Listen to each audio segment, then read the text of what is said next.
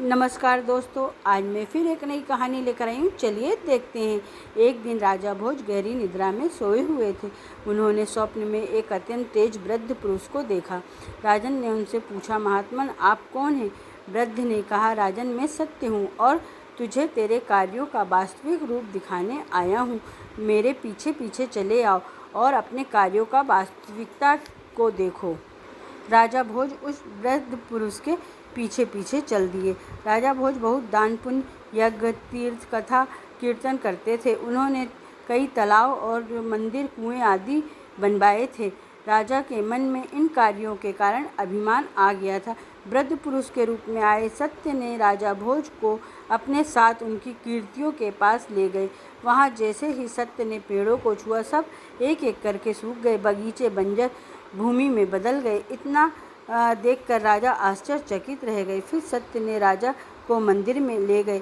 सत्य ने जैसे ही मंदिर को छुआ, वह खंडहर में बदल गया। वृद्ध पुरुष ने राजा के यज्ञ, तीर्थ, कथा, पूजन, दान आदि के लिए बने स्थानों आदि चीज़ों को ज्यों ही छुआ, वे सब राख हो गए। राजा सब देखकर चकित रह गए। सत्य ने कहा, राजन, यश की इच्छा के लिए जो कार्य किए जाते हैं उनसे केवल अहंकार की पुष्टि होती है, धर्म का निर्वहन नहीं होता।